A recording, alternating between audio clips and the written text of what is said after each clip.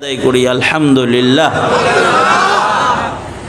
বিকাল থেকে শুরু করে হযরত উলামায়ে কেরাম কথা বলেছেন, অনেক দামি দামি নসিহাত উলামা হযরতরা আপনাদেরকে করেছেন। আমি বরকতের নিয়তে আপনাদের সামনে আয়াতে কারিমা এবং হাদিস দুই জায়গা থেকে পেশ করেছি। এগুলোকে সামনে করে খুব সংক্ষেপে কিছু কথা আপনাদের সামনে বলবার ইরাদা রাখি।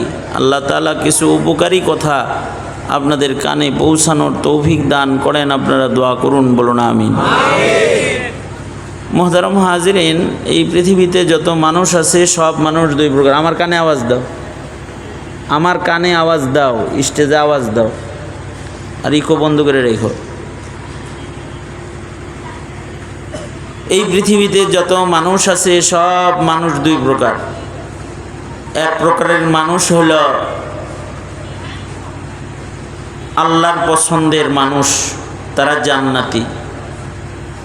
আর এক প্রকারের মানুষ, এদিক থেকে দিছো কে, এদের সামনের থেকে দিছো, স্টেজ মনিটর এইভাবে সামনের থেকে দেয়। সামনের থেকে দিলে তো সব ওই দিকে তাকায় থাকবো।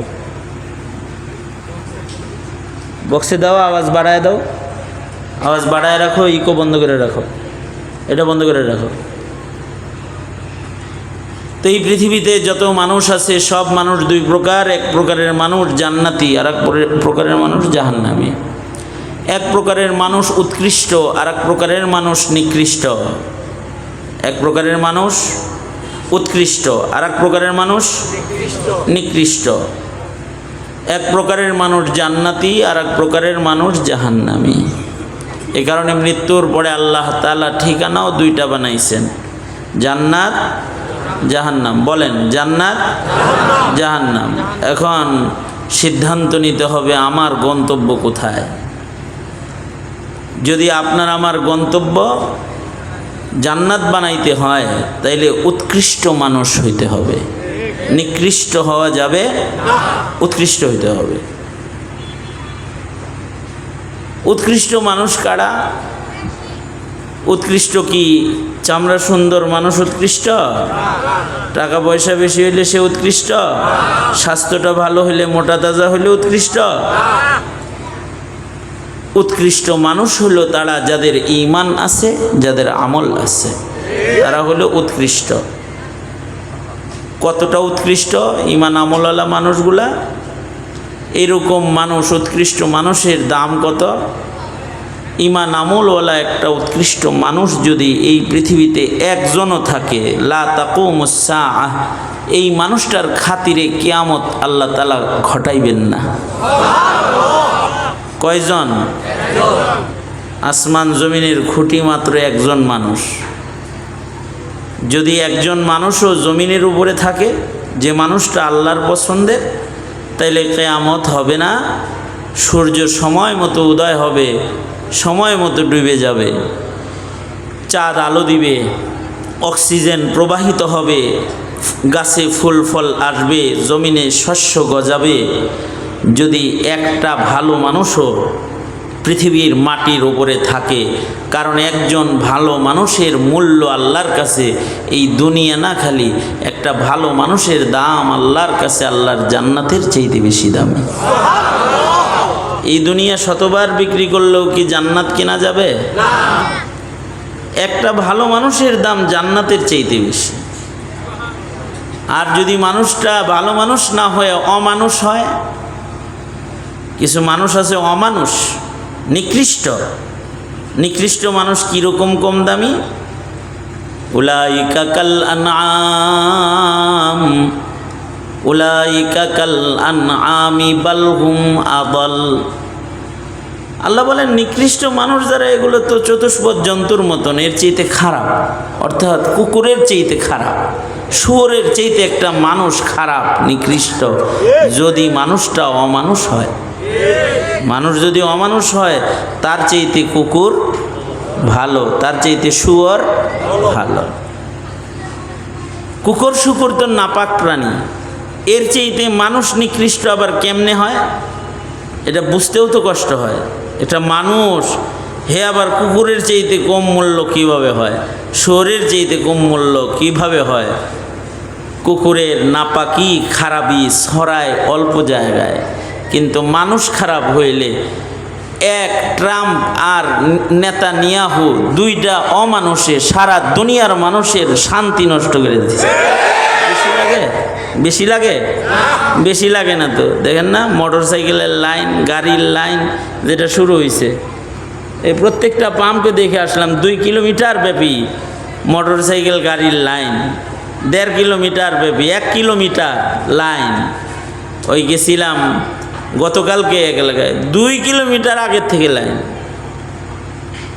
কখন গাড়িতে 2 লিটার তেল ঢুকাবে আর তখন চলবে। 1 লিটার অকটেন তালাশ করে পাইতেছে না, হন্যে হয়ে ঘুরছে কয়েক ঘন্টা। শুধু যে জায়গায় হোন্ডাটা বন্ধ হয়েছে ওখান থেকে যেন বাসা পর্যন্ত আনতে পারে, এই জন্য 1 লিটার অকটেন পেট্রোল খুঁজা পাইতেছে না 2-3 ঘন্টা। এই অশান্তির আগুন যে জ্বালালো, কয়জন মানুষ লাগছে? 1000 লোক লাগছে? 1000 লাগে নাই। অমানুষ যদি একটা হয় তাহলে এক অমানুষের যন্ত্রণায় সারা দেশ অশান্তির দাবানল জ্বলে যায়, আগুন জ্বলে যায়। আর যদি মানুষ যদি একজন ভালো মানুষ হয় তাহলে তার মূল্য এত বেশি হয়। একজন মানুষের কারণে জমিনের উপরে আল্লাহ পাকের রহমত বর্ষণ হইতে থাকে, একজন মানুষের জন্য। এ কারণে ভালো মানুষ হইতে হবে, ভালো মানুষ। 2টা চোখ আছে, একটা মুখ আছে, 2টা হাত আছে, 2টা পা আছে, দেখতে সুন্দর, এরকম সুরতের নাম মনুষ্যত্ব না, মানুষ না। যার ভেতরে ইনসানিয়ত আছে, মানবতা বোধ আছে, যার ভেতরে আখলাক আছে, সে হইল মানুষ। যার ভেতরে ঈমান আছে, যার ভেতরে নেক আমল আছে, সে হইল মানুষ। ঈমান আছে না নাই বুঝবো কেমনে? মানুষ দামি হয় 2 জিনিস দিয়া, ঈমান, নেক আমল। বলেন, ঈমান, নেক আমল, এই 2 জিনিস দিয়া মানুষের মূল্য হয়। এখন আমি মানুষ হিসেবে আমার ভেতরে ঈমান আছে না নাই এটা বোঝারও তো দরকার আছে, বোঝার দরকার আছে না? ডায়াবেটিস কত এটা বোঝার দরকার আছে না? যদি না বুঝা খালি ওষুধ খায় তাহলে অনেক সময় 0 হয়ে যায়। আর যদি খবর না লয় তাহলে একেবারে উপরে উঠা সব অঙ্গ প্রত্যঙ্গ খারাপ হয়ে যায়। এটার যেমন মাপার দরকার আছে, মাইপা টাইপা চেক করার দরকার আছে। এই জন্যে মেশিন কিনা লয়, দিনে রাতে শোয়ার আগে আবার ঘুম থেকে উঠা বড়া পেটে খালি পেটে মাইপা দেখে কত আছে। মাঝে মাঝে প্রেশার মাপা শুরু করে দেয়। একবার ট্রেনে যাইতেছি, ট্রেনের ভিতরে অস্ত্র বাইর করে মাপা শুরু করছে, একটা লাগাই দিল, নিজের প্রেশার মাপলো। মানে ব্যাগের ভিতরে লইয়াই ঘুরতেছে, প্রেশার কি হাই না লো মাপতেছে। প্রেশার মাপলা, ডায়াবেটিস মাপলা, নিজের ঈমান মাপছো নেই কোনোদিন? যে ঈমান কয় কেজি আছে ভিতরে, অথবা কয় ছটাক আছে নাকি 0 হয়ে গেছে, কখনো মাপার দান্দাই করো নাই। যেই জিনিস মাপতেছো এটা দিয়ে তোমার হয়তো দুনিয়ার এই শান্তি অশান্তি মিশ্রিত জগতে তোমার শারীরিক সুস্থতার একটা খবরদারি হবে। আর ঈমান এটা না মাপলে দোজখের আগুনে যেতে হবে। ঈমান যদি কারোর নষ্ট হয়ে যায় তাহলে তার জায়গা হয়ে যাবে জাহান্নাম। এখন ঈমান আছে না নাই এটা বুঝবে কেমনে? 1400 বছর আগে আল্লাহর নবী সাইয়্যিদুল মুরসালিন রহমাতুল লিল আলামিন, আপনার আমার নবী, আপনাকে আমাকে ঈমান মাপার যন্ত্র দিয়ে গেছে। 1400 বছর আগে দিয়ে গেছে। আল্লাহর রসুল বলেন ইদা সাররাতকা হাসানাতুকা ওয়া ইদা সাআতকা সাইয়্যাতুকা ফা আনতা মুমিন।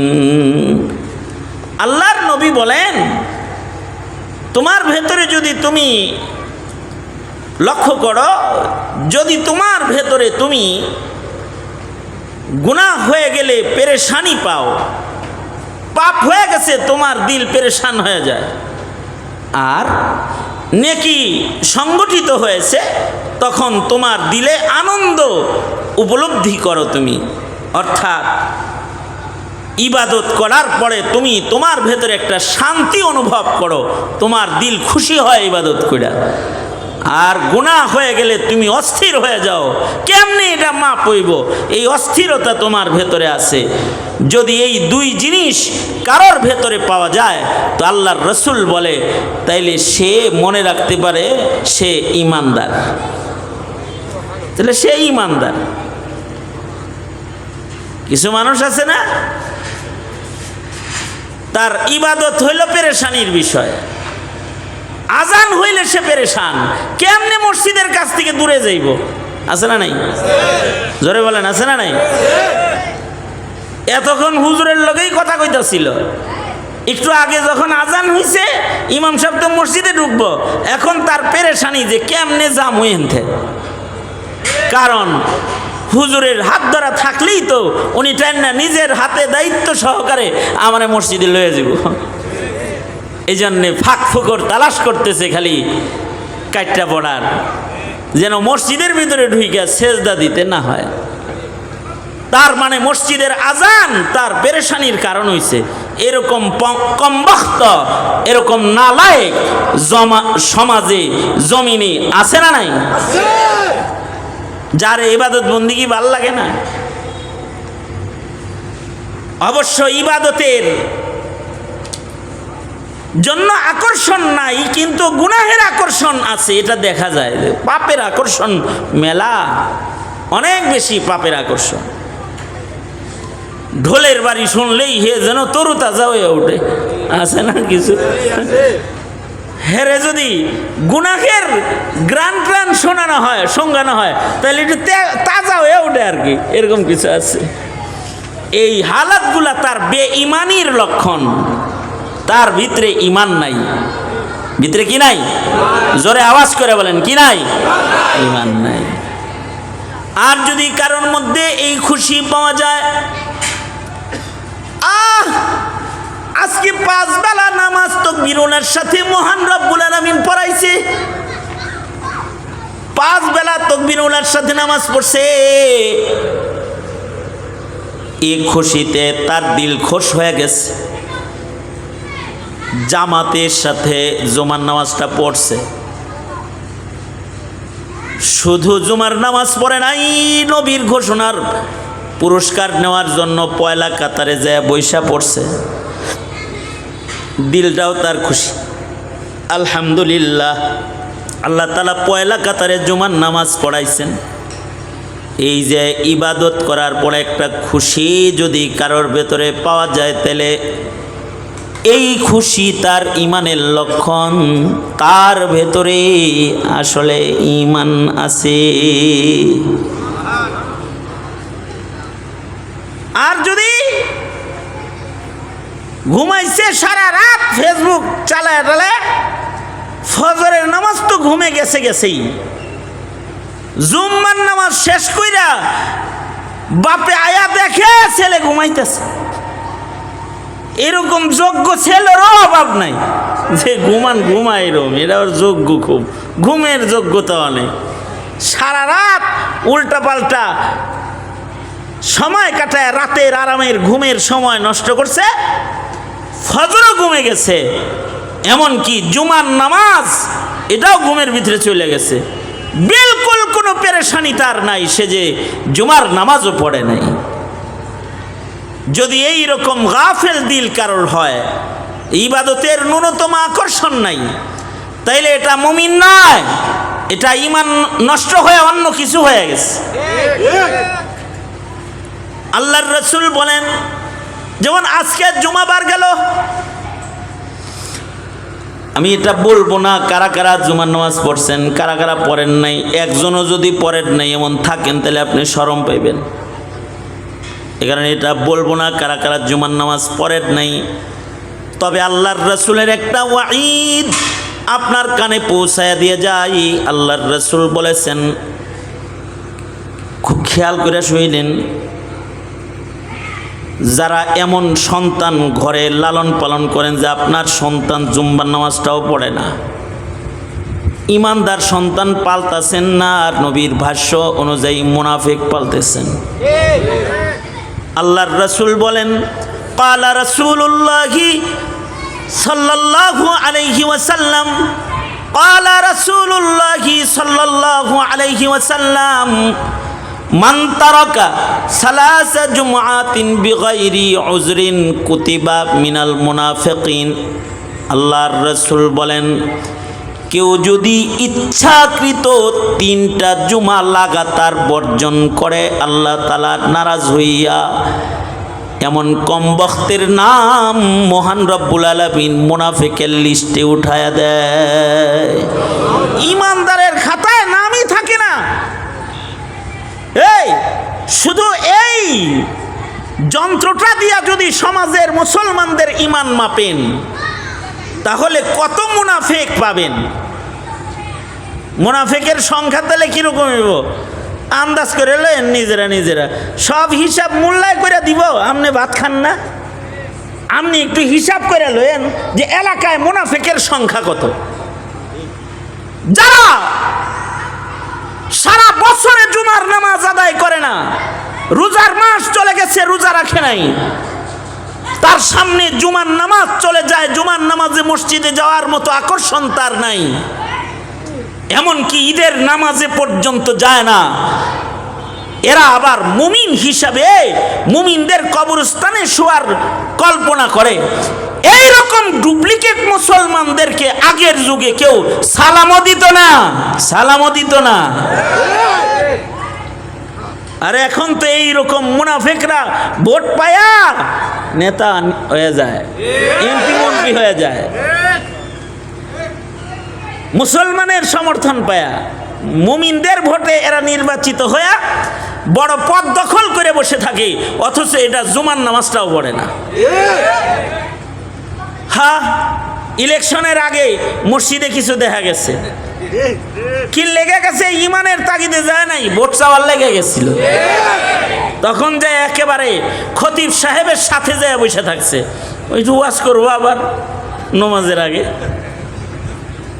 বয়ানও করছে নামাজের আগে, ওয়াজও করছে, জুমার নামাজে তখন গেছে। এখন আর জুমার নামাজ মাপ হয়ে গেছে, এখন আর করে মসজিদের ধারে কাছে খুঁজে পাওয়া যায় না। এই বিশ্বাস না হয় আগামী জুমায় তদন্ত করো, যায় যাও আগামী জুমায় তদন্ত করো, কয়টা এমপিকে মসজিদের পয়লা কাতারে তালাশ করে পাও, যাও আগামী জুমায় দেখো কয়টা মন্ত্রীকে পাও। হ্যাঁ, নির্বাচনের আগে খুব গেছে, যাতায়াত অনেক করেছে, মসজিদে যেয়ে বসে থাকছে। আমার এক পরিচিত ড্রাইভার বর্তমানে এক এমপির গাড়ি চালায়, ওই নির্বাচনের আগে ইলেকশনের আগে আমার লাগে দেখা, কই থাকস রে, কয় অমকের গাড়ি চালায়। মাশাআল্লাহ, তাই তো একেবারে নিশ্চিত কনফার্ম সংসদ সদস্য ড্রাইভার হয়ে গেছে। কয় জি হুজুর। তাই বললাম, কি স্যারের খবর কি, ঠিকঠাক মতো নামাজ এবাদত বন্দিগির সুযোগ দেয় তো? কয় এখন তো দিতাছে। আমি কই হে পড়ে তো নামাজ? কয় দেখি তো পড়ে তো, কিন্তু হুজুর ওযু তো করতে দেখি না। নামাজ তো পড়ে, ওযু যে করতে দেখি না টাইম মতো।